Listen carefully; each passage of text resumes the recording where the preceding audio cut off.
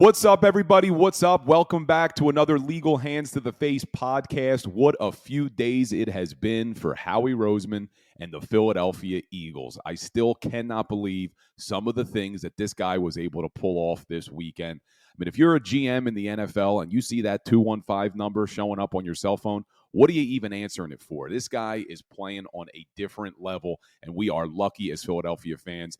I know this is just on paper. I know everyone puts grades on these NFL drafts. It's impossible to tell really for another 2 to 3 years on how these draft picks pan out.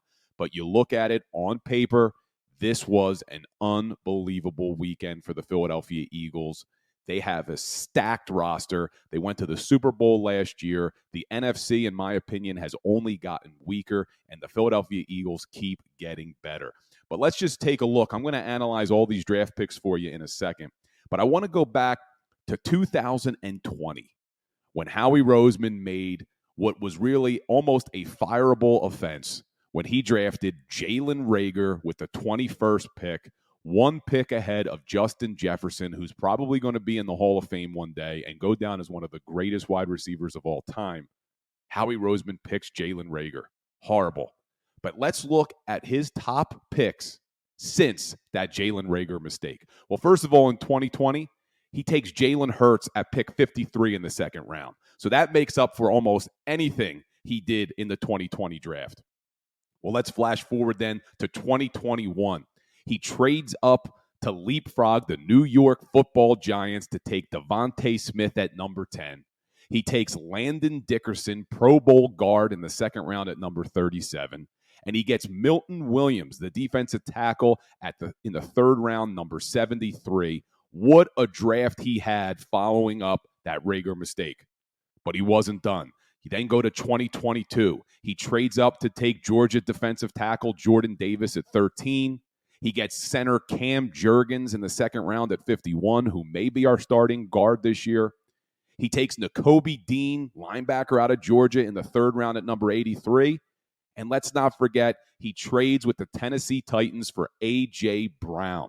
That was all done in 2022. And then we look at this 2023 draft, and he somehow comes out of this draft with one of the best players in the draft, Jalen Carter at defensive tackle, Nolan Smith on the edge, and DeAndre Swift, local kid from St. Joe's Prep. He is now our running back, and all he has to do is give up a 2025 fourth rounder. That is unbelievable work by Howie Roseman. Let's just say a little prayer. Our Father who art in heaven, Howie be thy name. Howie Roseman is unfreaking believable. But let's start going through some of these draft picks. And then I want to talk a little bit about DeAndre Smith as well. So Jalen Carter, leading up to the draft, I was saying all along on our social media channels. And guys, if you're not following yet, please head over to Instagram right now. Look at Legal Hands to the Face and give us a follow. We're posting daily content there. We were posting multiple videos a day leading up to the draft. We were very excited about the draft. But we're on TikTok, YouTube, Facebook, Twitter. Like us everywhere. Share, follow. The more Eagles fans we can get, the better. We appreciate the support. But leading up to the draft, I was really high on Jalen Carter, as was a lot of other people. What made him fall, we all know. He had that incident off the field. He shows up to his pro day out of shape. But I have a lot of faith in the Philadelphia Eagles. I used to work down there. I know their head of security and the assistant to the GM, Dom DeSandro. He's a great guy. He knows what he is doing. If they looked into this guy, they talked to teammates, Jordan Davis and Nakobe Dean. They knew what they were getting, and he now comes in, Jalen Carter, to a great culture with all the talent in the world. They only have to give up a 2024 fourth rounder to move up one spot. That was surprising to me. I thought that they were going to have to leapfrog the Chicago Bears. I felt that if Jalen Carter had fallen past the Seattle Seahawks at 5, that the Eagles were going to try to move up to either the 6th, 7th, or 8th pick to leapfrog the Chicago Bears. I did a video on this. I thought if they wanted to get to 7, it would take a second rounder. If they wanted to get to 8, it would take a third rounder based off of the Jimmy Johnson draft value chart that is somehow still accurate. He put it together in the 90s, and it's still pretty damn accurate. Check it out. I did a video on Instagram on that. But they only have to give up a fourth rounder to move up to number 9, flip-flopping picks with Chicago, and they draft Jalen Carter. I've talked at length about this guy. He is an absolute beast who has the potential to be an all-pro defensive tackle. He's 6'3", 310 pounds. He was unanimous All-American in 2022, a first-team All-SEC in 2022, a two-time national champion at Georgia. He is an absolute freak athlete. He's strong. He's quick. He can stop the run, and he can generate pressure on the quarterback from the interior, something that is so important. I mean, I don't care how good your offense is. If you can't prevent interior pressure on your quarterback, you are in trouble. This guy has the potential to be an absolute beast. And it was a position of need for the Eagles. So not only do they take the best player available, it was a position of need. You knew they lost Javon Hargrave to the 49ers. You have Fletcher Cox on a one-year deal. He's getting older. This could be his last year with the Eagles, maybe his last year in the NFL. You had to replenish that defensive tackle position, and now they are in some really good shape. They have Jalen Carter, Jordan Davis, Milton Williams, really, really good shape. So what do they do at 30? Somehow the guy that I thought they could potentially take at number 10, Nolan Smith, falls to them at number 30. I still don't understand it. I mean, I guess some teams were thinking he's a little bit undersized, which he is. He's only 6'2", 235 pounds. We've talked about this before. So is Hassan Reddick. And we know what Hassan Reddick's been able to do for this Philadelphia Eagles team. But Nolan Smith, another Georgia Bulldog, another two-time national champion, another freak athlete. He ran the 40-yard dash in 4.39. He had a 41.5-inch vertical, a 10-foot, 8-inch broad jump, an absolute freak athlete. He tore his pec in October of 2022, ending his season at Georgia. Should be okay. That's not really a lingering injury. And he is a leader. Now that I've seen him talk, now that he's had a few press conferences with the Philadelphia Eagles, this is a guy that you could see being a captain on that defense. That's how well-spoken he is and how much of a leader he is. And I think it tells you a lot that at his draft party, both Nakobe Dean and Jordan Davis are there celebrating this guy. They didn't know he was going to go to the Philadelphia Eagles at 30, but they're there. That's how much respect and support they have for each other. Absolutely love it.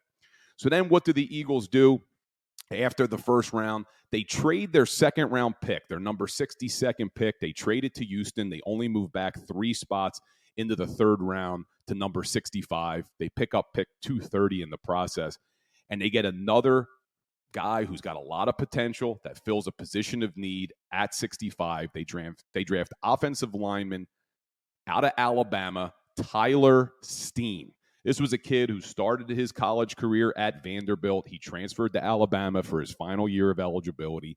He's 6'5", 315 pounds. Now, he played tackle at Vanderbilt and he played tackle at Alabama.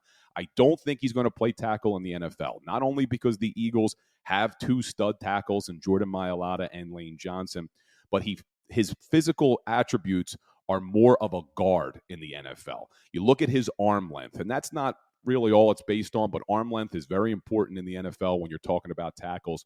His arms are 32 3/4 inches. Well, what does that mean? Well, let's look at Jordan Mailata and Lane Johnson. Jordan Mailata's arms are 35.5 inches long. Lane Johnson's are 35.25 inch long. So this guy's arms are almost 3 inches shorter than those 2 stud tackles. So that's why I think he projects more as a guard. But he's very good. He's strong. He needs to work on his technique. And if there's any coach that's going to be able to help him with his technique, it's offensive line coach Jeff Stoutland for the Philadelphia Eagles. But this is a kid. He started all 13 games for Alabama. He was a second-team All-SEC player. I think he's going to come in. He's going to battle with Cam Jurgens for that right guard position. Isaac Sayamala is no longer with the Eagles.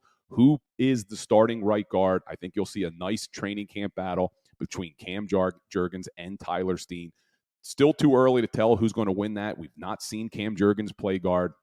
We really haven't seen Tyler Steen go up against the NFL caliber players, so that'll be an interesting one to watch.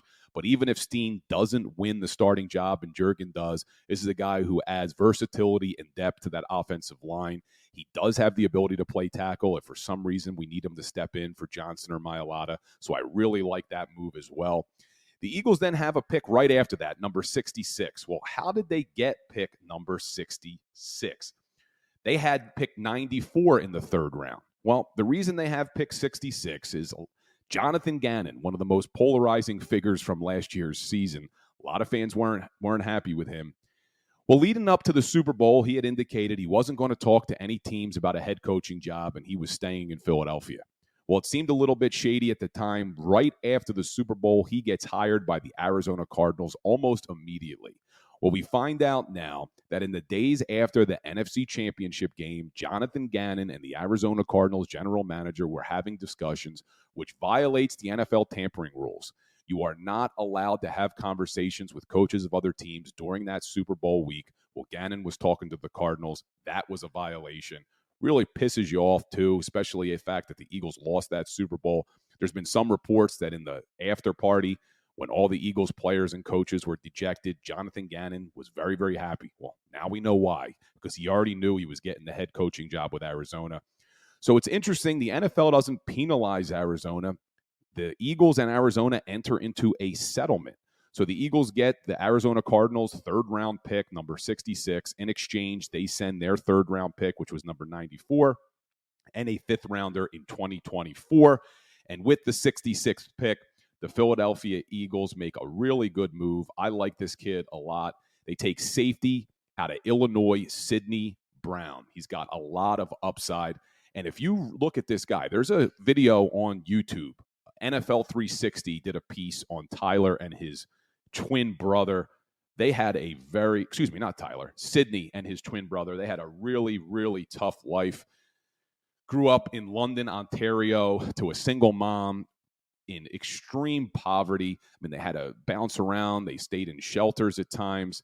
You know, it's very, very interesting story, a compelling story. And in fact, Howie Roseman has said that Sidney Brown received the Red Star from them in the draft process. What a Red Star is how he explained it, is it's a guy who's got great character, who was a captain, has excellent testing numbers, intelligent, and plays and practices the way you should. The people around the NovaCare facility love this guy, Sidney Brown. They love his work ethic. And if you watch that story that they did on him and his brother on NFL 360, his twin brother's name is Chase, also played at Illinois, you can see why this guy's got a lot of character. But at Illinois, he played a lot in the box. He didn't play a lot of coverage as much over the top as you would expect from a safety. He played a lot closer to the line of scrimmage. He blitzed a lot. He was good against the run. He's 5'10", 211 pounds. He runs the 40-yard dash in 4.47. He was a first-team All-Big Ten last year. He still needs to work on some of his technique. He's not very good in man coverage. Sometimes he's not quick coming in and out of breaks. And surprisingly, as hard as this guy hits, if you look up some YouTube highlights, man, this guy brings it. He had too many missed tackles, and I think that comes down to technique, not wrapping his arms. But this is a guy, again, that should help immediately on special teams. Not sure if he cracks the lineup. They bring in Terrell Edmonds. They still have Reed Blankenship. But that special teams unit was a unit that struggled all season last year. This is a guy that could hopefully step in and help out that special teams unit. Well, after they take Tyler Steen and Sidney Brown, Howie Roseman works his magic again. He makes a trade for DeAndre Swift. Local kid out of Philadelphia, played his high school ball at St. Joe's Prep. And it's just unbelievable what this guy has been able to do, Howie Roseman. We knew that Swift was probably available after the Detroit Lions took Jahmyr Gibbs in the first round, which still surprises me. I mean, we were debating leading up to this draft if Bijan Robinson at 8 was too high. Well, Jahmyr Gibbs, who I thought the Eagles could potentially take in the second round, gets taken by the Detroit Lions in the top 15 picks. I think they take him at number 12, which was crazy, but we knew Smith was going to be available. Howie Roseman gets him for a fourth rounder. You know, there's some talk on social media that DeAndre Swift can't stay healthy. There's some truth in that. He hasn't played a full season, but he has averaged 13 games a year in his 3 years in Detroit. Hopefully the Eagles can put some things in place to keep him healthy, because when he is an absolute beast. He had in 3 years at Detroit 1,680 yards rushing. He had 4.6 yards per carry. He had 18 touches on the ground. But what I really love about this guy is his ability to catch the ball out of the backfield. It was something that was missing from the Eagles offense last year, and DeAndre Swift brings it. In 3 years, he had 156 catches, close to 1,200 yards, and 7 touchdowns. That's an average of 50 catches a year. To put that into perspective, after Miles Sanders' rookie season, he had a lot of catches his rookie season. But after that, in the last 3 years, Miles Sanders only averaged 25 catches a year. In Kenny Gainwell's 2 years with the Eagles, he's only averaging 28 catches a year.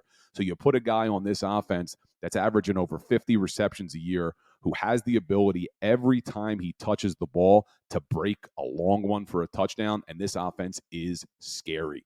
You now bring in DeAndre Swift to a running back room that already has Rashad Penny, Kenny Gainwell, Boston Scott. Not sure now if Trey Sermon's going to make the team. I thought they kept him around last year because they were high on him. I still think they were, but when you bring in a guy like DeAndre Swift, we'll see how that all works out. Now, the only thing that Trey Sermon has going for him is Swift is a little bit similar to Kenny Gainwell and Boston Scott, that smaller size running back. I think they're definitely going to keep Rashad Penny because of his ability to also hit a home run every time he touches the ball. He's a little bit bigger. Now you have Trey Sermon. Could he be your short yardage guy? It'll be fun to watch. But DeAndre Swift, a great pickup, and he's coming back to Philly. This is going to be awesome. So after that, they come to the 4th round, and the Eagles must have really liked this guy because they traded a 2024 third-round pick to move up into the 4th round to take another Georgia Bulldog. Keeley Ringo, a cornerback who has a lot of speed, a lot of strength, needs to work on his technique as well. Definitely needs to work on his technique. Sometimes he gets in trouble, in coverage, but he's young, he's big, he's fast, and it's at a position where you don't need him to step in and play immediately. That's what's nice about it. He's a cornerback. You already have James Bradbury. You already have Darius Slay. This gives him the ability to come in and learn from all pro players like those two guys on how to play corner. And also Avonte Maddox. Avonte Maddox is also very good. So if he can start to teach this kid, how to play at the professional level, watch out because Keeley Ringo has all the attributes of a CB1, speed and strength. And hopefully, just like Sidney Brown, Keeley Ringo can come in and help out that special teams unit that struggled last season. And another Georgia Bulldog. It's almost getting ridiculous at this point. 5 Georgia Bulldogs in the last 2 years from that unbelievable record-setting defense from 2 years ago. The Eagles then finish out the draft. They take a quarterback in the 6th round, Tanner McKee out of Stanford. He's 23 years old, was a 2-year starter there. You like that move. You take a quarterback late. You need depth at that position for sure. And in the 7th round, this was actually a guy that Ray Dittinger had as a sleeper. The Eagles take Moro Ojomo from Texas, a D tackle who was from Nigeria, did not play varsity football until his junior year of high school, went on to Texas, had a pretty good couple years in Texas, and he's got a lot of potential. I don't know if this is a guy that's going to step in. You don't know if he's going to be able to make the team. Maybe he's a practice squad guy, but a lot of potential, a lot of physical attributes.